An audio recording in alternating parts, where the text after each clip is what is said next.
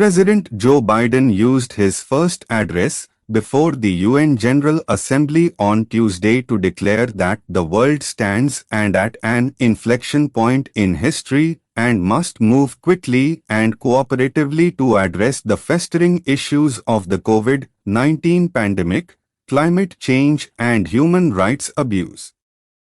Amid growing China tensions, Biden also declared the US is not seeking a new Cold War.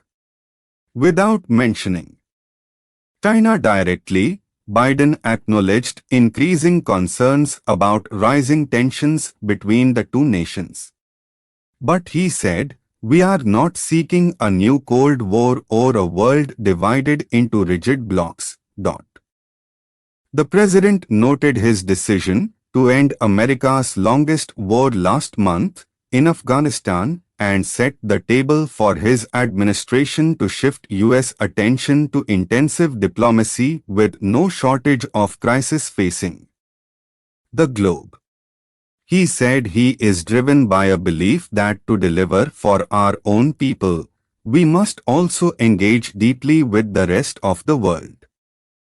"We have ended 20 years of conflict in Afghanistan," Biden said. "And as we close this period of relentless war, we are opening a new era of relentless diplomacy, of using the power of our development aid to invest in new ways of lifting people up around the world."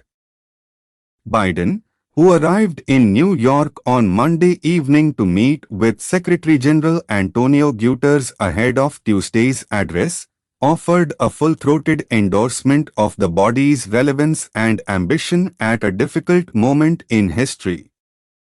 The president, in brief remarks at the start of his meeting with Guterres, returned to his mantra that America is back, a phrase that's become presidential shorthand, meant to encapsulate his promise to take a dramatically different tack with allies than predecessor Donald Trump. In his remarks, he declared the United States was back at the table. "We will lead not just with the example of our power, but God willing with the power of our example," Biden said Monday night. But the president was facing a healthy measure of skepticism from allies during his week of high-level diplomacy. The opening months of his presidency have included a series of difficult moments with friendly nations that were expecting greater cooperation from Biden following 4 years of Trump's America First approach to foreign policy. 8 months into his presidency, Biden has been out of sync with allies on the chaotic ending to the U.S. war in Afghanistan.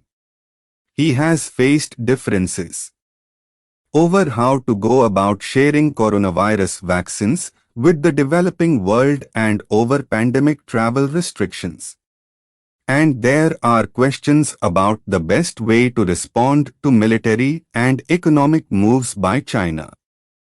Biden also finds himself in the midst of a fresh diplomatic spat with France, the United States' oldest ally, after announcing plans along with Britain to equip Australia with nuclear-powered submarines. The move is expected to give Australia improved capabilities to patrol the Pacific amid growing concern about the Chinese military's increasingly aggressive tactics, but it appended a French defense contract worth at least $66 billion to sell diesel-powered submarines to Australia. French Foreign Minister Jean-Yves Le Drian said Monday there was a crisis of trust with the US as a result of the episode. Before Biden's arrival, EU Council President Charles Michel strongly criticized the Biden administration for leaving Europe out of the game in the Indo-Pacific region and ignoring the underlying elements of the transatlantic alliance: transparency and loyalty in the withdrawal from Afghanistan and the announcement of the US-UK-Australia alliance. Despite such differences, Biden hoped to use his address to the General Assembly as well as a series of one-on-one and larger meetings with world leaders this week to make the case for American leadership on the world stage. There are points of disagreement, including when we have disagreed with the decisions other countries are making, the decision points of when countries have disagreed with the decisions we are making, White House Press Secretary Jen Psaki said. But the larger point here is that we are committed to those alliances, and that always requires work from every president, from every global leader. In an interview before his meeting with Biden, Guterres told the Associated Press that he was concerned about the completely dysfunctional US-China relationship and that it could lead to a new Cold War. Psaki said the administration disagreed with the assessment, adding that the US-China relationship was one not of conflict but of competition. The Secretary General did not back off his concerns about the US-China tensions as he addressed leaders at the opening of Tuesday's gathering. It will be impossible to address dramatic economic and development challenges while the world's two largest economies are at odds with each other. In his address Tuesday, Biden planned to put a heavy emphasis on the need for world leaders to work together on the COVID-19 pandemic, meet past obligations to address climate change, head off emerging technology issues and firm up trade rules, White House officials said.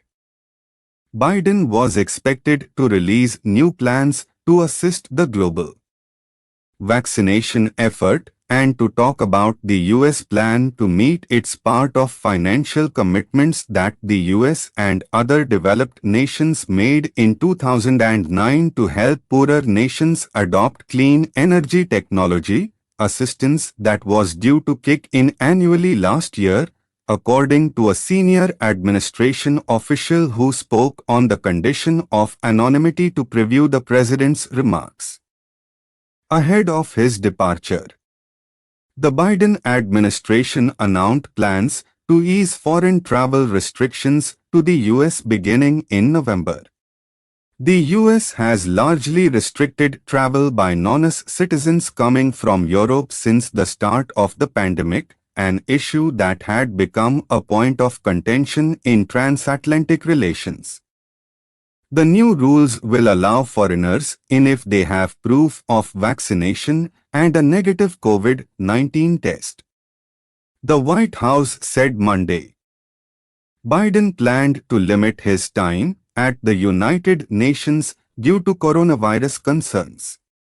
He was to meet with Australian Prime Minister Scott Morrison while in New York before shifting the rest of the week's diplomacy to virtual and Washington settings.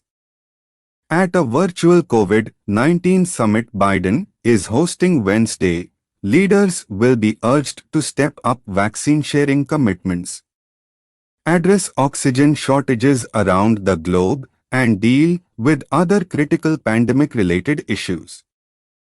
The president is also scheduled to meet with British Prime Minister Boris Johnson on Tuesday at the White House and invited the Prime Ministers of Australia, India and Japan part of a Pacific alliance known as the Quad to Washington on Friday.